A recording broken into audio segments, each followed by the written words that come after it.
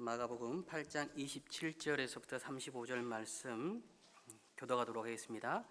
예수와 제자들이 빌립보 가이사랴 여러 마을로 나가실새 길에서 제자들에게 물어 이르시되 사람들이 나를 누구라고 하느냐?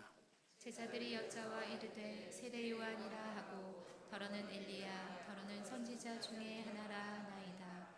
또 물으시되 너희는 나를 누구라 하느냐? 베드로가 대답하여 이르되 주는 그리스도시니이다 하매 이에 자기의 일을 아무에게도 말하지 말라 경고하시고 인자가 많은 고난을 받고 장로들과 대제사장들과 서기관들에게 버림받아 죽임을 당하고 사흘 만에 살아나야 할 것을 비로소 그들에게 가르치시되 드러내놓고 이 말씀을 하시니 베드로가 예수를 붙들고 항변하매 예수께서 돌이키사 제자들을 보시며 베드로를 꾸짖어 이르시되 사탄아 내게로 물러가라. 내가 하나님의 일을 생각하지 아니하고 도리어 사람의 일을 생각하는도다 하시고 무리와 제자들을 불러 이르시되 누구든지 나를 따라오려거든 자기를 부인하고 자기를 십자가를 지고 나를 따를 것이니라. 함께 읽겠습니다. 누구든지 자기 목숨을 구원하고자 하면 잃을 것이요 누구든지 나와 복음을 위하여 자기 목숨을 잃으면 구원하리라. 아멘. 제가 그동안 설교를 할 때 태블릿을 가지고 설교를 했습니다. 그런데 첫째 아이가 저 태블릿이 화면이 컸기 때문에 큰 화면이 필요하다라고 해서 작은 화면의 태블릿을 가지고 있는 첫째 아이와 태블릿을 바꿨습니다. 작은 화면을 가지고 설교를 하다가 이번에는 둘째 아이가 학교에 공부를 하다 보니까 이 태블릿이 필요하다라는 겁니다. 그래서 이 작은 화면의 태블릿도 가져갔습니다. 그리고 오늘 이제 종이로 된 인쇄를 해서 설교문을 가지고 나왔는데 이 디지털에서 아날로그로 회귀하였음에도 불구하고 저의 마음이 슬프거나 또는 애처롭거나 아쉬운 것이 아니고 참 마음이 좋아요. 기쁘고 흐뭇해요. 이게 아마 부모의 마음일 겁니다. 그렇다면 우리를 위해서 생명까지 내어주신 예수님은 오늘 우리들을 보고 어떤 마음을 가지실까? 우리의 신앙의 현 상태에서 우리가 매일매일 나이를 먹어감에 따라서 신앙도 장성해 가야 할 터인데 제자된 길에서 주님은 우리를 보시고 어떤 마음을 가지실까? 흡족해 하실까? 아니면 여전히 아쉬워하실까? 슬퍼하실까? 고난주간과 또 부활절을 이제 한 달여 앞두고 오늘 우리가 함께 읽었던 본문 말씀을 통하여서 제자된 도리가 무엇인지 길에서 이 제자의 길을 걸어가는 삶의 모양이 어떠한 것인지를 다시 한번 살펴보고 결심하는 시간을 갖기를 바랍니다. 오늘 말씀 마가복음 8장 이전에 1장에서부터 7장을 보시면 예수님께서는 갈릴리와 그 주변에서 기적을 행하십니다. 그래서 많은 사람들이 예수님을 알게 돼요. 그래서 오늘 본문 말씀 27절을 보시면 예수와 제자들이 빌립보 가이사랴 여러 마을로 나가실새 길에서 제자들에게 물어 이르시되 사람들이 나를 누구라고 하느냐? 사람들이 나의 기적을 보고 어떤 평판을 가지고 말하느냐라고 오늘 예수님께서는 물어보시는 겁니다. 본문이 자리 잡고 있는 배경은 빌립보 가이사랴 여러 마을로 나가시는 길에서 말씀하고 있는 겁니다. 길의 중간에서 말씀하시면서 제자의 길이 어떤 것임을 말씀해 주고 있는 거예요. 그런데 28절을 보시면 이 사람들의 평판이 이렇습니다. 제자들이 여짜와 이르되 세례 요한이라 하고 더러는 엘리야 더러는 선지자 중에 하나라 하나이다.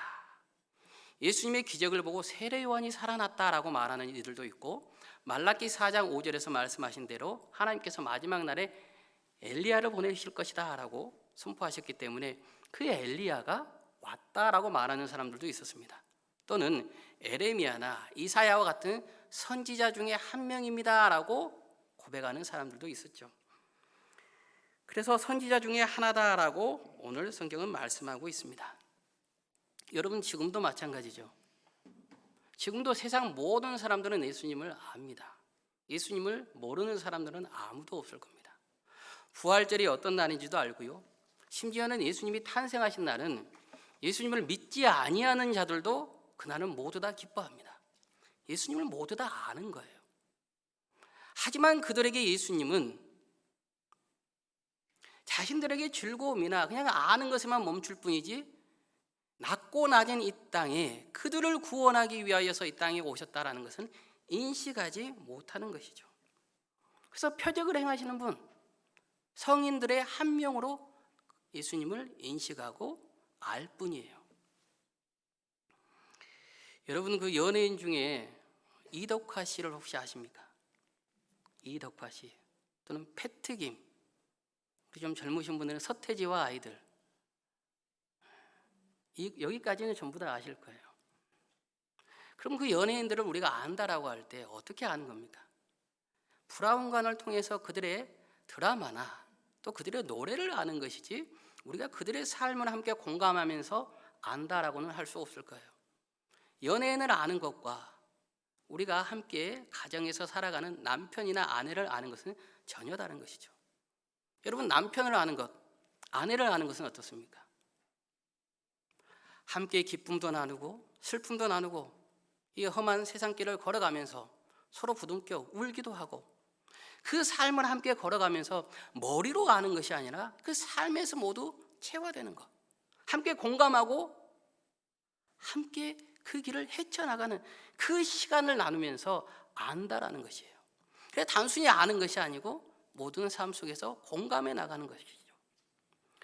제가 요즘 빠져있는 드라마가 하나 있습니다. OTT 드라마인데 폭삭 속았수다라는 드라마가 있어요. 강추 드리는 드라마입니다. 저하고 아내가 그걸 볼 때마다 제가 화장지를 계속 뽑아줘요. 저도 눈물을 닦습니다. 엄청 울어요. 그래서 그 드라마를 보면서 아내와 저가 우는 이유는 그 부부의 삶을 보면서 공감하기 때문이에요. 아, 우리의 삶이 저러지. 이 땅의 삶이 저렇게 힘들고 어렵지. 우리 부모들이 그렇게 살았고 우리가 또 살 것이며 자녀들도 그렇게 나아가겠지. 안다라는 것은 공감하는 것이죠. 그러나 예수님을 그리스도로 받아들이지 아니하였던 세상 사람들은 예수님을 세례 요한, 엘리야 또는 선지자 중에 한 명으로 인식했던 겁니다.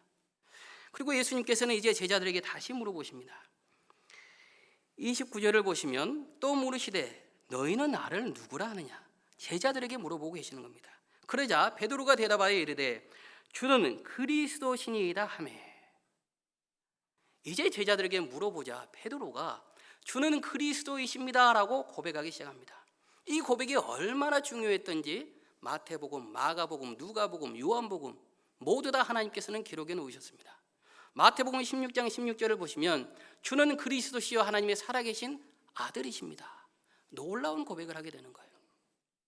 이 고백을 보고 주님께서 기뻐하시면서 이제 어떠한 일들이 일어날 것인가에 관하여서 말씀하시는데 30절에서부터 예수님께서는 이렇게 말씀해 주십니다. 이에 자기의 일을 아무에게도 말하지 말라 경고하시고 인자가 많은 고난을 받고 장로들과 대제사장들과 서기관들에게 버림받아 죽임을 당하고 사흘 만에 살아나야 할 것을 비로소 그들에게 가르치시되 드러내놓고 이 말씀을 하시니 베드로가 예수를 붙들고 항변하매. 예수님께서 이제 너가 나를 그리스도로 고백하느냐? 그렇다면 내가 그리스도가 되는 그 모든 일들을 그 비밀을 가르쳐 주겠다. 인자가 고난을 받고 죽임을 당해야 된다라고 제자들에게 말씀합니다. 그러자 베드로가 우리가 보는 것처럼 그렇게 하지 마옵소서라고 말씀하시죠. 33절을 우리가 함께 읽도록 하겠습니다. 예수께서 돌이키사 제자들을 보시며 베드로를 꾸짖어 이르시되 사탄아 내 뒤로 물러가라. 내가 하나님의 일을 생각하지 아니하고 도리어 사람의 일을 생각하는도다 하시고. 아멘. 사탄아 물러가라. 예수님께서 그리스도로서 어떤 일을 행하셔야 할지를 말씀하시자 베드로가 그리하지 마옵소서라고 예수님을 붙잡습니다. 그러자 예수님께서 베드로를 향하여서 사탄아 물러가라. 방금까지도 예수님께서는 그리스도로 고백하는 베드로를 칭찬하거든요. 칭찬하세요. 그래, 잘했다. 그런데 죽지 마시옵소서라고 하자 사탄아 물러가라. 여러분, 당시의 유대인들은 이 그리스도라는 개념이 어떻게 자리 잡았냐면 로마의 압제에서 자신들을 구원해 줄 영웅으로 생각했던 겁니다. 그러니까 예수님께서 그리스도라는 고백은, 베드로가 하는 고백은 자신들을 로마의 압제에서 해방시켜서 마치 모세처럼 이스라엘의 왕이 되시는 겁니다. 그렇다면 베드로도 그 중에 권력의 귀한 자리에 앉게 되는 거예요. 다시 말한다면 베드로가 주는 그리스도시요 하나님의 살아계신 아들입니다라고 고백했던 것은 진정으로 그가 예수님을 그리스도로 고백했던 것이 아니라 예수님을 하나님의 자녀로 아들로서 고백하면서 이 땅에 무언가를 얻기를 원했던 것이죠. 그래서 예수님께서 내가 하나님의 일을 생각하지 아니하고 도리어 사람의 일을 생각한다라고 말씀하시면서 사탄이라고 꾸짖는 것입니다. 우리가 하나님의 일을 한다라고 말은 하지만 그 안에 사람의 일을 생각한다면 오늘도 여전히 예수님은 우리를 향하여 사탄아 물러가라, 내가 하나님의 일을 생각하지 않고 사람의 일을 생각하는도다라고 우리를 꾸짖을 수 있습니다. 여러분에게 그래서 오늘 예수님은 세례 요한입니까? 아니면 엘리야입니까? 에레미야입니까? 선지자 중에 한 명입니까? 아니면 진실로 그리스도십니까? 우리에게 물어보아야 되는 것이죠. 제자의 길을 간다라는 것은 하나님의 일을 생각하는 거예요. 자기 일을 생각하는 것이 아니고 하나님의 일을 생각하는 것이죠. 우리는 삶 속에서 예수님 한 분이면 충분합니다. 예수님이 사랑합니다. 내가 예수님을 위해서는 모든 것을 바칠 수 있습니다. 영광 받으십시오, 기쁨 받으십시오 라고 말한다고요. 고백합니다. 그런데 우리의 삶은 어떻습니까? 하나님, 내 삶에 필요한 것 좀 공급해 주세요. 이것 좀 내게 부어주세요. 하나님의 일을 말하면서 여전히 사람의 일을 생각하고 있다는 것이죠. 입으로는 하나님의 일을 고백하는 베드로와 같지만 실상은 이 땅에 자기의 일을 하고 있는 것이 우리의 모습인 것이죠. 그래서 제자의 길을 걷는 우리들에게 필요한 것은 여러분, 하나님의 일을 생각하면서 자기의 일을 버릴 수 있어야 된다는 거예요. 여러분, 정치인들이 매일 하는 말 중에 가장 앞에 붙는 말이 뭡니까? 국민을 위해서, 국민을 위해서, 국민을 위해서 이것을 합니다. 국민을 위해서 이것을 합니다. 그런데 정치인들이 신뢰를 얻지 못하는 가장 큰 이유는 뭐예요? 그들이 많은 국민들을 위해서 한다라고 하지만 그들의 실상은 자신들의 욕심을 채우는데, 자기의 일을 채우는데 바쁘기 때문에 국민들은 그들을 향하여 신뢰를 주지 않는 겁니다. 제자의 길을 걷는 우리들도 마찬가지인 거예요. 그래서 우리가 하나님의 영광을 위해서 나갑니다, 교회를 위해서 헌신합니다 라고 할 때 그 모든 것이 진정으로 하나님의 영광을 위해서, 교회를 위해서 헌신해야 되는데 그 뒤에는 하나님, 내가 하나님의 영광을 위해서 살았으니 내게 좀 어떤 보상을 허락해 주세요. 하나님, 내가 주님의 몸된 교회에 헌신하고 충성했으니 내게 이것 좀 주세요라고 말하고 있는 것이죠. 그렇다면 아무리 오래된 신앙을 가지고 매일매일 주님 앞에 나와서 기도하였을지라도 주님께서는 3년 동안 함께하는 베드로를 향하여서도 사탄아 물러가라 하신 것처럼 오늘 우리를 향해서 사람의 일을 생각하는 너는 도대체 누구냐라고 물어보실 수 있는 것이죠. 그래서 저는 강단 앞에서 설교하는 것이 정말 두렵고 떨립니다. 강단에서 선포되는 말씀대로 내가 살아가지 못한다면 어떡할까? 나의 삶이 베드로처럼 하나님의 일을 말하지만 사람의 일을 생각하고 있으면 어떡할까? 두렵고 떨리는 거예요. 그래서 언젠가 새벽 기도에 제가 말씀드린 것처럼 매주 하나님 앞에 말씀을 선포하는 것이 하나님 앞에 시험을 보는 것처럼 떨려요. 사람 앞에 시험을 보는 것이 아니고 나의 모든 것을 감찰하시는 하나님께서 아실 터인데 어떡할까? 그래서 제가 설교를 준비하면서도 대부분 금요일 오전이면 설교문이 완성되는데 읽고 또 읽고 달달달 외울 때까지 계속 암송을 합니다. 머릿속에 계속 넣어요. 밥을 먹을 때도 설교문을 기억하고. 그래서 주일 강단에 설 때까지 두렵고 떨리는 마음이 계속 있는 거예요. 왜냐하면 믿음 안에서 선포되는 말씀, 믿음 안에서 우리가 하나님 앞에 내어뱉는 말은 그것이 곧 소원보다도 더 중요한 믿음의 약속이기 때문이에요. 내가 입으로는 하나님을 사랑합니다, 하나님의 영광을 위해서 살아갑니다 하고 말씀하면서도 우리가 뒤로서는 하나님 내게 좀 어떤 것을 주세요. 사람의 일을 생각할 수 있기 때문이에요. 그래서 우리의 모든 생각과 사고가 철저하게 하나님 앞에 드려지는 귀하고 거룩한 사고가 되기를 바랍니다. 귀한 신앙의 믿음을 가지고 나가는 우리 모두가 되기를 바랍니다. 그럼 그렇게 하기 위해서 우리가 어떻게 해야 되는가? 예수님께서는 그 말씀에 관하여서 34절과 35절에서 이렇게 말씀해 주십니다. 우리가 34절과 35절을 함께 읽도록 하겠습니다. 무리와 제자들을 불러 이르시되 누구든지 나를 따라오려거든 자기를 부인하고 자기 십자가를 지고 나를 따를 것이니라. 누구든지 자기 목숨을 구원하고자 하면 잃을 것이요 누구든지 나와 복음을 위하여 자기 목숨을 잃으면 구원하리라. 아멘. 예수님께서는 자기를 부인하고 자기 십자가를 지라라고 말씀하십니다.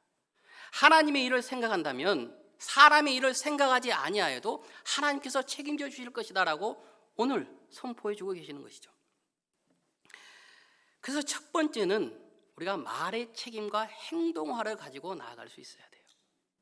우리가 믿음 안에서 말을 할 때는 그 말에 책임을 질 수 있어야 되고 그 말이 말로 끝나는 것이 아니고 행동까지 이어질 수 있어야 합니다. 빌립보서 3장 17절을 보시면 형제들아 너희는 함께 나를 본받으라.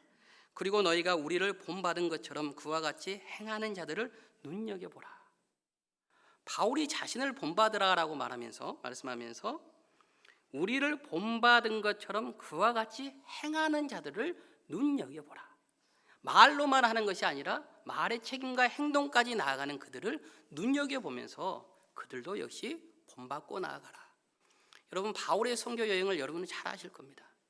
하나님의 복음을 들고 나가는 바울이 하나님의 일을 생각하면서 자기의 안위를 생각한 적이 없어요. 40의 가만매를 맞아가면서도 복음을 전하기 위해서 자기의 생명을 아끼지 않습니다. 그는 말 그대로 책임졌고 말 그대로 행동하였던 사람이기 때문에 자기를 본받으라라고 당당하게 말할 수 있는 겁니다. 사사기 11장 30절에서 35절을 보시면 사사 입다의 이야기가 나옵니다. 우리가 사사기 11장 30절에서부터 35절 말씀을 좀 찾아보도록 하겠습니다.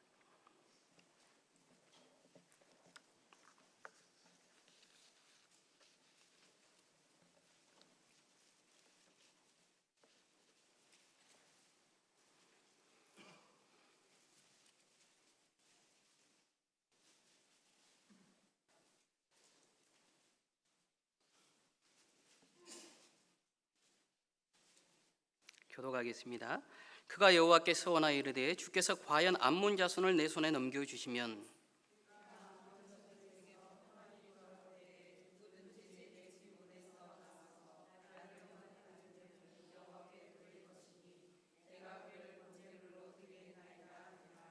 이에 입다가 암몬 자손에게 이르러 그들과 싸우더니 여호와께서 그들을 그의 손에 넘겨주시매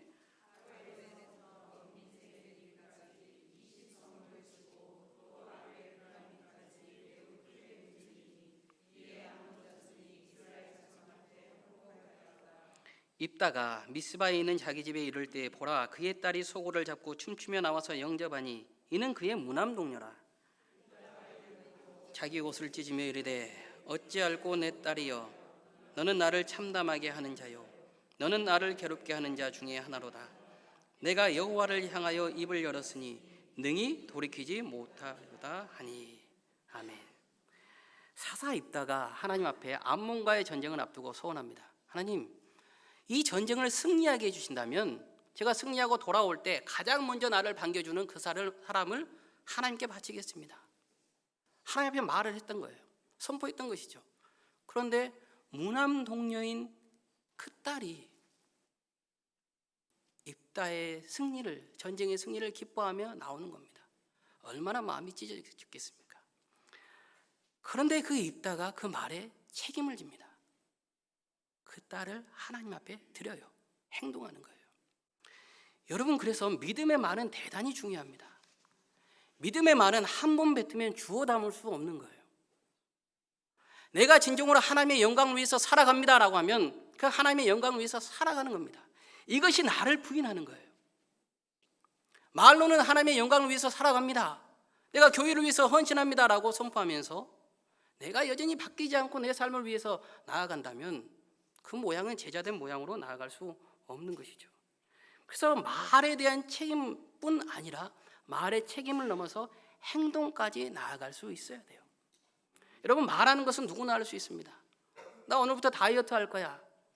그러나 우리는 정말 다이어트 하는 사람을 향하여 무엇이라고 말합니까? 대단한 사람, 독한 사람. 왜요? 말하는 대로 행동하는 사람이 별로 없기 때문이죠. 여러분, 지금 새해가 몇 달 지났습니다만 여러분이 새해를 시작하면서 내가 성경 일독을 할 거야, 그 말대로 행하고 있는 성도님들 어떻습니까? 말이 행동까지 걸어오기 위해서는 대단히 많은 수고로움과 어려움이 있는 거예요. 자기를 부인하지 않으면 하나님을 향한 우리의 모든 고백은 이루어질 수 없어요. 그래서 우리가 입으로 기도하고 입으로 고백함을 넘어서 그 말의 책임을 지고 내가 하나님 앞에서 하나님이 아시오니 그 말씀대로 걸어가겠습니다, 끊임없이 자기를 부인하고 자기 십자가를 걸어가는 하나님의 귀한 제자들 되기를 바랍니다. 그 길을 우리 모두가 함께 걸어가는 거예요. 베드로는 주는 그리스도이십니다 라고 고백하지만 이 십자가를 지지 않습니다. 그래서 이 십자가를 지기 위해서는 두 번째로 나를 부인하는데 그냥 부인하는 것이 아니고 성령의 도우심을 받는 부인이 있어야 되는 겁니다. 우리는 스스로 죄인이기 때문에 우리가 아무리 하나님을 사랑한다라고 하지만 돌아서면 내 생각을 많이 하게 돼요. 죄인일 수밖에 없는 것이죠. 오늘 저는 말씀을 묵상하면서 하나님께서 베드로를 통하여서 주는 그리스도시요 살아계신 하나님의 아들입니다라는 이 귀한 고백을 허락하셨는데 왜 그 다음의 행동은 주님께서 붙잡아 주지 않았을까? 주님께서 예수님께 그래요 주님, 저도 함께 주님과 나아가겠습니다, 주님이 죽으신다면 저도 그 길을 따라 걸어가겠습니다라고 고백하게 하지 않으셨을까? 왜 그 은혜는 내려주시지 않았을까? 여러분, 우리를 구원하는 것은 하나님의 전적인 은혜이죠. 그러나 행동하면 무엇이죠? 이제 우리가 그 구원에 반응하는 거예요. 그러니까 그 다음에 행동함은 우리가 직접 하고 나아가야 될 일인 것이죠. 십자가를 지고 나아가야 될 우리의 반응, 책임이라는 거예요. 예수님께서 31절을 보시면 십자가에서 죽임당하실 것을 말씀하신 후에 예수님도 그 십자가의 죽음이 다가오시자 인간의 몸을 입고 있으셨기 때문에 겟셋마나에 가서 기도하십니다. 마가복음 14장 33절에서부터 36절을 보시면 베드로와 야고보와 요한을 데리고 가실새 심히 놀라시며 슬퍼하사 말씀하시되 내 마음이 심히 고민하여 죽게 되었으니 너희는 여기 머물러 깨어 있으라 하시고 조금 나아가사 땅에 엎드려 될 수 있는 대로 이때가 자기에게서 지나가기를 구하여 이르시되 아빠 아버지여, 아버지께는 모든 것이 가능하오니 이 잔을 내게서 옮기시옵소서. 그러나 나의 원대로 마시옵고 아버지의 원대로 하옵소서 하시고, 예수님께서는 내가 죽임을 당해야 될 것이다 라고 말씀하셨어요. 그런데 그 시간이 다가오자 인간의 몸을 입고 있으셨기 때문에 예수님도 괴로우셨습니다. 그때 무엇을 하시냐면 겟셋마네에 가서 기도하십니다. 하나님의 힘을 빌립니다. 성령의 힘을 빌리는 것이죠. 여러분, 우리가 예수님을 위해서 그 길을 따라 걸어간다라고 하면 성령의 도우심을 구하십시오. 우리의 힘으로 할 수 없습니다. 자기를 부인하는 것은 절대로 죄인된 우리의 힘으로는 불가능한 것입니다. 베드로도 여전히 연약한 자였습니다. 예수님으로부터 사탄아 물러가라 야단을 맞았었고 또 어떻습니까? 예수님의 죽음 앞에서 예수님을 3번이나 부인하게 돼요. 그런데 그런 베드로가 바뀌게 되는 과정이 있습니다. 사도행전 4장 6절에서부터 8절을 보시면 성경은 이렇게 말씀하십니다.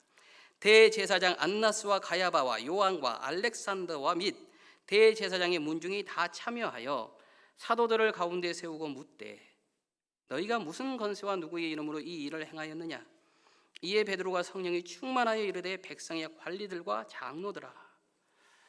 베드로가 공회 앞에서 설교를 하는데 이때 누가 있냐면 대제사장 안나스와 가야바가 있습니다. 요한복음 18장을 보시면 베드로가 예수님을 모른다라고 3번 부인할 때 대제사장의 뜰 안에서 가야바와 안나스를 향하여 이 부인하는 것이 아니고 대제사장 집의 종에게 예수님을 모른다라고 부인을 합니다. 그런데 그가 성령이 충만하여지자 대제사장 앞에서, 공회 앞에서 예수님이 그리스도임을 당당하게 설교하기 시작합니다. 그리고 사도행전 4장 18절에서부터 20절을 보시면 그들을 불러 경고하여 도무지 예수의 이름으로 말하지도 말고 가르치지도 말라 하니 베드로와 요한이 대답하여 이르되 하나님 앞에서 너희의 말을 듣는 것이 하나님의 말씀을 듣는 것보다 옳은가 판단하라. 우리는 보고 들은 것을 말하지 아니할 수 없다 하니. 성령이 충만해지자 베드로가 자기의 목숨보다 하나님의 일을 더 크게 여기는 거예요. 무려 3번이나 예수님을 부인하였던 그 베드로가 이제 안나스와 대제사장 가야바 앞에서 나는 그 일을 할 수 없다. 나는 예수 그리스도를 부인할 수 없다. 다시 말해서 나를 죽이려면 죽여라. 나는 하나님의 일을 할 것이다 라고 당당하게 선포하는 것입니다. 여러분, 우리가 성령의 충만함으로 자기를 부인하고 진실로 하나님의 일을 하고 나가는 하나님의 제자 되기를 바랍니다. 그래서 성령의 충만함을 구하는 것이죠. 그럴 때 우리는 내 일보다 하나님의 일을 더 크게 여기고 나아갈 수 있어요. 그렇지 않으면 우리는 여전히 하나님을 사랑합니다 라고 입으로만 그럴듯하게 마치 정치인들처럼 겉모습만 화려한 말을 내뱉을 수밖에 없게 되는 것이죠. 그래서 우리가 진실로 말의 책임화 또 행동화까지 나아가면서 성령의 도움을 받으면서 나를 부인하고 십자가를 지고 나의 유익이 아니라 하나님의 일을, 하나님의 유익을 구하고 나가는 우리 모두 되기를 주님의 이름으로 축복하고 기도합니다. 요즘 저에게는 작은 바람이 있고 또 기도 제목이 생겼습니다.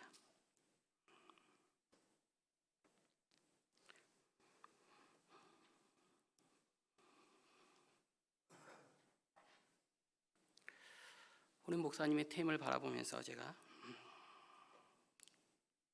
아직 그 길을 걸어가지 않았기 때문에 저는 알 수 없죠. 근데 이렇게 기도합니다. 하나님, 저도 우리 목사님처럼 존경받고 명예롭게 이 길을 마칠 수 있게 해주십시오. 제가 그러기 위해서 하나님의 일을 생각하며 내 말에 책임과 행동을 질 수 있도록 주의 성령의 충만함을 주십시오.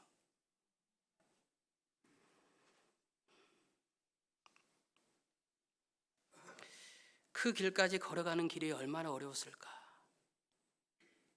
알 수 없죠. 정말 공감할 수 없을 겁니다. 여러분도 그 길을 보면서 왔을 것입니다만은 어떻게 우리가 다 헤아릴 수 있겠습니까? 앞에서 제가 바울을 본받자라고도 말씀했습니다. 바울을 자신을 본받으라라고 말씀하십니다. 예수님은 하나님의 아들이기 때문에 우리가 본받기 어려울 거예요. 바울을 본받는다라는 것도 참 어려울 겁니다. 여러분, 그럴 때 우리 목사님을 바라보면서 그 길을 본받고 나아가십시오. 그리하여 우리가 진정으로 제자의 길을 걸으면서 부모된 자로서 자녀들에게 신앙의 존경을 받고 명예를 지키고 나갔으면 좋겠고, 또 우리가 서로를 바라볼 때 옆에 성도님을 존경할 수 있고 참 명예롭게 서로 사랑할 수 있기를 바랍니다. 우리가 그 길을 걸어간다면 진정으로 주님께서 우리를 보시고 아마 많이 흐뭇해 하실 것입니다.